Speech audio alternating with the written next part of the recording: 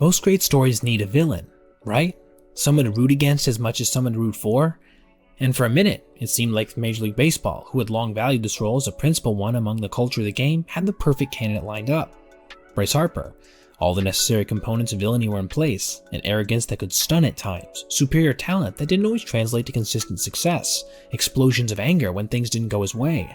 It was almost as if the baseball gods had created the perfect anti-hero as a ball player, only to, as we'll discuss today, tear their creation to shreds. As a young player, Harper appeared to be stepping into some giant shoes to fill, those held by the likes of Ty Cobb, Ted Williams, Bob Gibson, Pete Rose, Rickey Henderson, Barry Bonds, and of course, A-Rod. These were great players to be sure, but they carried another stigma too, that of players that many in the game loved to hate, whether it be fair or not. Their incredible talent made these players special and impossible to ignore. But respect is one thing, adoration is another. Baseball fans can admit a player is great while still hoping that same player will go into a prolonged slump to pay for their cockiness, dirty play, or selfish attitudes. And it truly did seem like A-Rod was passing the torch to Harper after Rodriguez had retired from baseball in 2016. At that time, Harper had followed a monster 2015 MVP year with one of his most mediocre. It gave his haters plenty of fuel to scream at him and point fingers in the comment section of every social media platform on the planet. Exit A-Rat, enter Harper. But then, something funny happened. Harper tore up the script. Instead of settling into the time-worn role of baseball villain, Harper took his career in a new direction, that of a respected leader. A true player's player. The heart and soul of a Phillies team that will soon be knocking on the door of an October run once again for the third time in the last 3 years. He even won his second MVP in this mold, in 2021, and sacrificed his own comfort to return to the field faster than any position player ever had following Tommy John surgery in 2023. He's become one of the faces of the game, but not because of his hubris, because of his excellence in all facets of baseball. It seems to be, in my view, that his rejection of this role, coupled with myriad other factors we'll soon get into, could make the very position of MLB villain an extinct one, if it's not already. But before we dive in, we need to understand first how the villain archetype even came to be a feature in Major League Baseball at all. Arguably the first truly great baseball villain was Ty Cobb, the Georgia Peach, whose reputation has been somewhat rehabilitated by historians willing to wade through primary sources and interviews to arrive at a more complex truth of the man. Still, media feuds aside, there's no doubt that Cobb was hyper-competitive with a volcanic temper. When he got really pissed off, his victims were often subjected to racist insults if they were of color, not to mention more traditional means of verbal abuse targeted at fans, umpires, and opposing players. He certainly wasn't beloved on the field, and he didn't care. Winning was all that mattered to him, and as such, his legacy as a villain lives on to this day. Another great player who didn't care what fans or the media thought was Ted Williams, one of the greatest hitters of all time who was just as obsessed as Cobb with perfecting his swing. Williams didn't play by the rules. In his final at-bat at Fenway, he homered and then refused to do a curtain call, knowing it would be his last chance to do so. Writer John Updike mused, "Gods don't answer letters," and it certainly seemed at times that that's how Williams viewed himself. He was rude to reporters, often demeaning towards women, and famously a cranky perfectionist in all that he did. Perhaps that's why his tenure as manager ended fairly quickly and without success. Bob Gibson was one of the greatest athletes to ever pitch in the major leagues. Period. He was also one of the most intimidating players of all time who was unafraid to speak his mind, and, if you challenged him, run a mid-90s heater up by your dome. And if you were indeed hit, you knew not to charge the mound lest you get taken down in a very public way. He was also an intense competitor who was at his best in the biggest games, which breeds its own type of villainous reputation. No one liked him except those he played with or for, since he probably beat your favorite team in a clutch moment at some point, and perhaps embarrassed them in the process. He too didn't play baseball to make friends or become a fan favorite. He wanted to dominate, plain and simple, and wouldn't let any hitter feel comfortable while doing it. Everything Pete Rose did on a baseball field was designed to annoy the other team, sprinting to first on walks, launching headfirst near Superman-like dives into bases, and occasionally picking fights with guys 30 pounds lighter than him, which happened in 1973 when Rose and Bud Harrelson got into one of baseball's most infamous brawls. By then, Rose had already run over Ray Fosse in the 1970 All-Star Game, ending Fosse's season and likely irreparably crippling the trajectory of his career. This was one of just many times he bore down on backstops, doling out semi-routinely what were probably concussion-inducing hits in the process. On the road, Rose was booed mercilessly for all of this and the fact that he was one of the most consistently productive players of all time, and like many great villains, he seemed to enjoy this negative attention. Then came the gambling stuff, which took his levels of villainy to a height never before seen. To this day, he's still not in the Hall as a result, despite maintaining a stronghold on MLB's all-time hit record. Rickey Henderson was brash, cocky, and in your face about his antics. He'd tell opposing players he was going to get on and steal, and that they couldn't hope to stop him. Then he would do exactly that. He played mind games with pitchers by utilizing a hunched over stance that to this day remains one of baseball's all-time weirdest. He caught nearly every routine fly ball with a flare. He complained about his contract publicly and was accused of not playing through minor injuries.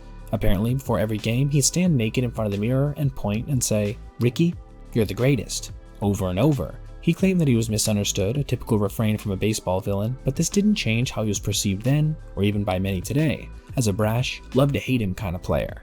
What's more, he was the greatest base stealer of all time and wasn't shy about letting everybody know about it from his own mouth. Great villains have little humility, and in this way, he was a perfect embodiment.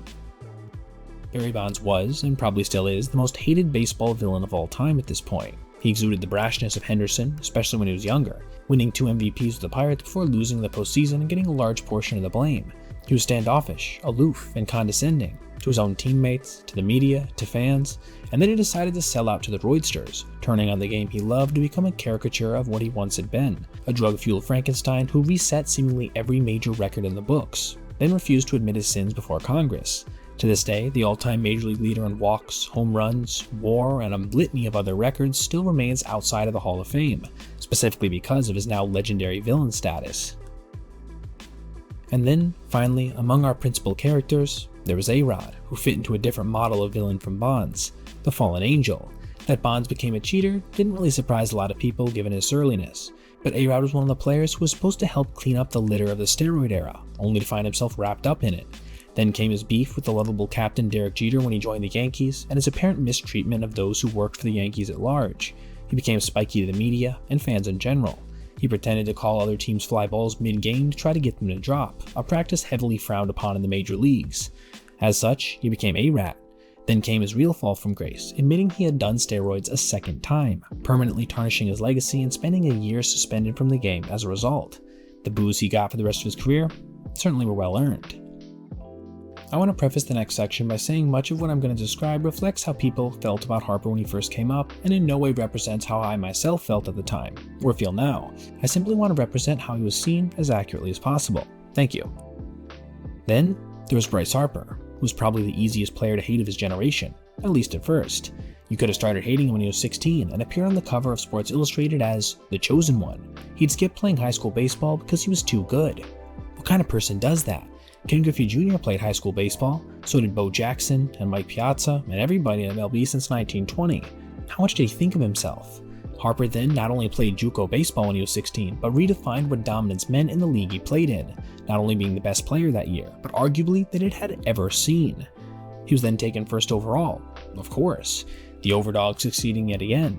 You see how the narrative writes itself? His brief minor league stint wouldn't help matters, as he found himself getting ejected and throwing fits in leagues with players that were at least 3 to 5 years older than him, and by umpires that had been in the game longer than he had been alive. He was brash, outspoken on the field, and known to succumb to the occasional bout of phoning it in if he wasn't happy with the outcome of a specific play.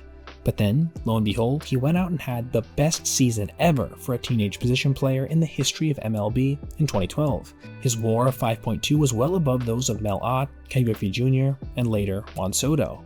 Harper had 57 extra base hits, the most in the modern era by a player of that age. He ran the bases with reckless abandon, even tallying a straight steal of home. There didn't seem to be anything he couldn't do. The bad attitude was still coming out occasionally as well, which alienated him from many of the fan bases that probably would have been largely indifferent to his status as a face of baseball. Now they had to care, since Harper represented things like selective hustle, broken bats as a means of expressing frustration, and helmet spikes when things didn't go his way. He even seemed to dislike reporters, further ensconcing him in the villain mold. Then, following his bombastic rookie campaign, he couldn't seem to stay healthy, poking an obvious hole in his game that these frustrated onlookers could point at. After all, the next 2 seasons, he'd play in only 218 out of 324 possible games. The incidents of agitation piled up even higher too, as in 2014 he dragged his foot across the Braves logo on his way to the plate, and got pulled from a game as a result of him refusing to run out a ground ball back to the pitcher. Many away fans booed him mercilessly, but in 2015 Harper put a firm slap across the face of his proverbial doubters and haters on his way to his first MVP award, slashing .330, .460, .649 with 42 dingers, good for an OPS plus of 198, nearing pre-steroid Barry Bonds territory. The Nats wouldn't make the postseason in 2015, but did the next 2 seasons. However, they failed to make it out of the NLDS each time, with Harper being targeted as a principal reason why, as in 10 games he had hit just 1 homer and posted an OPS in the mid-700s, nowhere close to the superstar performance that was expected of him. "He's the most overrated player in the game," came the cries. It didn't help that Harper found himself in battles with not just opposing players, like the brawl with Hunter Strickland, or umpires with 24 career ejections, but also with his own teammate, Jonathan Papelbon, another minor baseball villain, who got after Harper in 2015 for not hustling. While Paps was certainly in the wrong, and it showed, this circumstance represented the kind of fire Harper inspired, and oftentimes, not in a good way. Harper was probably at the height of his villain status then, even going as far as to say that he liked when fans booed him, that he fed off the energy. The only place he seemed welcome was in DC, but after 2018 and a venture into the open market, that would change forever. When Rickey Henderson left Oakland, it was for New York. Rose left Cincy for Philly, a team in another division. A-Rod had been traded to New York from Texas and almost to Boston. Superstar villains didn't leave their home fan bases in the dust with their moves, generally speaking, as these generally were the only people who were truly rooting for them. But when Harper became a free agent, he stuck it to the only fan base who didn't hate his guts, the Nats community themselves, by signing with division rival Philadelphia for 13 years and $330 million. It was a total villain move, priming him to truly take on A-Rod's mantle as the face of the villain archetype for years to come. But as soon as the details regarding the deal came out, the narrative started to change. Everybody had assumed that Harper would land in New York or LA because those were the flashy places that didn't exist in the Nats' own division. But Harper insisted that he wanted to be in a blue-collar town because his own family was blue-collar. He also signed for 13 years, basically for the remainder of his career, instead of for a shorter period that would have guaranteed a market entrance and possibly more money at a later date. He insisted on a no-trade clause, and to top it all off, he agreed to forego an opt-out clause, something that was emerging in popularity at the time. He was committed to not just being a Philly, but part of the city of Philadelphia at large. He was all about winning, about the parade down Broad Street, about how great the fans were. He was going to raise his family there. His wife was pregnant with their first child. Not exactly the stuff of villains. He wasn't injecting himself with steroids, he wasn't scheming with gamblers or whining about being underappreciated or underpaid. He wasn't proverbially, or literally for that matter, giving fans the middle finger. He even seemed warm to the notoriously intimidating Philly press. Later, he would go on to stage what was probably the quickest comeback in the history of Tommy John surgeries, and then switch from playing right field to first base, a position he had never played before, because the team needed him there. No problem, Harper said. But Harper was just getting started. He settled into the role of team leader, a mantle that few players can handle. Not that it was easy. In his first season, Harper got off to a cold start and got booed at home. "I'd do the same thing," he told the press. No whining, he held himself accountable with the fans, and eventually, both came out the better for it, as he's gone on to post a near 900 OPS every single year that he's been in the city of brotherly love, while blasting 148 homers along the way. He's also been insanely clutch, as over the past 2 postseasons, Harper has hit 11 homers, including some of the most iconic in recent memory. Even his outs are memorable, such as when Michael Harris Jr. doubled off Harper to win Game 2 of the 2023 NLDS. "Attaboy, Harper," Braves shortstop Orlando Arcia cried in the clubhouse. The next game, Harper crushed 2 homers and stared down Arcia each time. See? Iconic. This is what heroes do, not villains. The question then becomes, if not Bryce, then who? And perhaps an even broader question, will baseball ever have another great villain? Has the ground shifted so much this time-honored character will soon become extinct? And what factors may influence this whole thing? If the villain archetype does fall by the MLB wayside, the biggest reason will probably be the dramatic shift in the overall attitude towards fraternization, aka the often lighthearted interactions between players on opposing teams, not just before games, but during. To see how far this has come, let's bring back Bob Gibson. When facing the Cardinals, veterans warned rookies not to smile or wave at Gibson during BP. More than that, they shouldn't even look at him. At all. Failure to abide by the Gibson rule meant that said rookie would get chin music, or maybe even a fastball to the ribs. Gibson had no desire to be friendly with anyone he was playing against. Apparently, that's part of the reason Hank Aaron loved facing him. He knew that Gibson was the greatest competitor in the game, and beating him meant something monumental. MLB generally adhered to this standard until recently, when some of the last of the old school types retired. AJ Pierzynski and Jonathan Papelbon, for example, were known to be combatants who didn't welcome chit-chat and bro hugs with the other side. Papelbon, remember, came after his own teammate, Harper, for failing to bust it down the line, so that kind of thinking kind of makes sense from him anyway. Back in the day, until the late 1990s, there was no real conversations during a game, or at least openly public ones. but that began to change in the 2000s, especially at first base, where sluggers like Albert Pujols and Miguel Cabrera completely rewrote the rulebook. They didn't look at their opponents as enemies, and had fun playing around with the true superstars of the game like Mike Trout and Jose Altuve. Otherwise, the era of good feelings grew to the point that Joey Votto eventually became almost like an MC at first. Same for a guy like Anthony Rizzo. So if your favorite player was friendly with the opposing team's best player, how could you feasibly hate that guy, at least on a personal level? Now players will even occasionally visit the opposing team's clubhouse, which was what Randy Rosarena did in Seattle when his old team, the Rays, came in for a series. You don't go into the other team's clubhouse. I'm sorry, but if I'm on that team, I'm going, get the bleep out of here. We'll see you on the field. You don't need to be in the other team's clubhouse. Papelbon weighed in too and blamed Rays manager Kevin Cash for letting it happen. However, Cash has been named AL Manager of the Year twice. He's among the best in the game. He knows how to run a team, and he understands that trying to enforce old rules like that just won't fly. And, honestly, he probably could care less. One famous and probably now objectively false baseball saying is, "Nice guys finish last." Okay, so maybe Dodgers manager Leo DeRocher, himself somewhat of a villainous figure at times, never uttered those exact words. But let's pretend he did.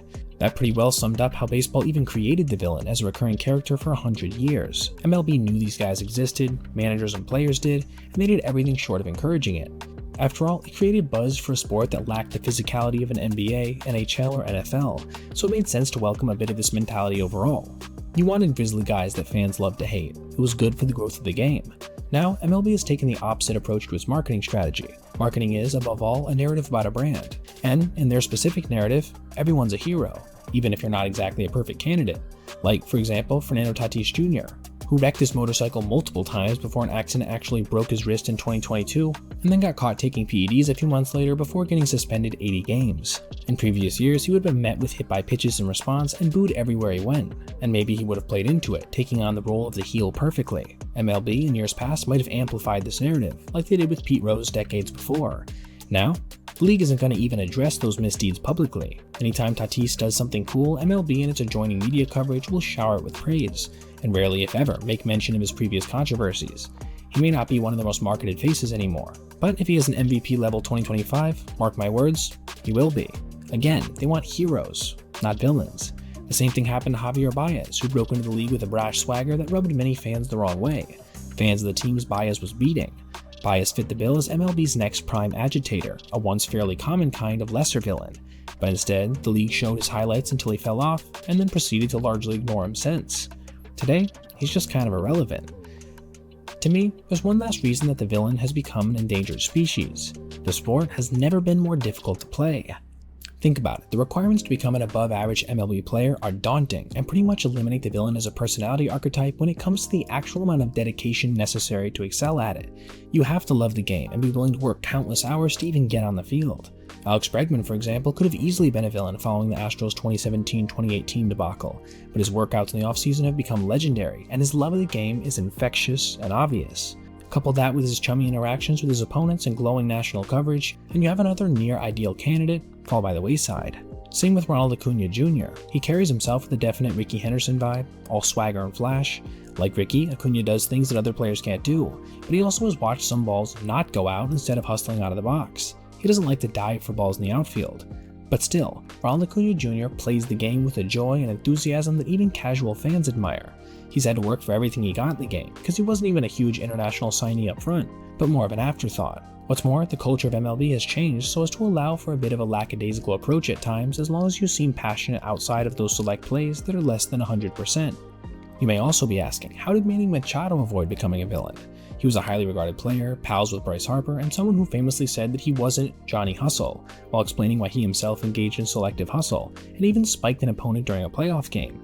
Then he signed a huge contract with the division rival of the team he had just played for and made unsavory comments about their chances to win a World Series relative to his new club. Another ideal candidate, right? But Machado has taken on the Harper approach in San Diego, becoming the team leader while offering constant guidance for the many young players AJ Preller has assembled. Even last year, when lack of team leadership was blamed for the Padres' struggles, Machado took the heat and responsibility, protecting the guys in the clubhouse, which is not exactly how a typical villain would react. And, like Acuna, the selective hustle that Manny was once chastised for has become much more conventionally accepted in the MLB at large. Lastly, How about somebody like Anthony Rendon? Why wouldn't he be a villain, with his pessimistic statements about the season's length or downplaying his dedication to the sport while constantly going on the IL with a litany of injuries, all while collecting nearly $40 million a year? The answer to me lies in the fact that villains have to actually have enough talent to impact the outcome of the game. Rendon's case is just pathetic, instilling more fears in front offices league-wide than his fellow players or opposing fans. What's more, a real villain would be obsessed with winning, especially at all costs, because ultimately it's that kind of hyper-competitiveness that powers villainy in baseball. See Cobb, Gibson, Rose, Bonds, you name them. Rendon simply doesn't care enough, and isn't on the same level as those players performance-wise. The truth is, if Bryce Harper couldn't become a baseball villain, then really, it seems like there's little chance to see one going forward. After all, he seemed to be the kind of villain you'd cook up in a lab, a prodigy overexposed at a young age with a temper, a burning desire to win, and more than a little cockiness. But Harper was too grounded of a person, was raised by two strong parents who made sure he was emotionally supported, and, perhaps most important of all, he just didn't want to play into this archetype.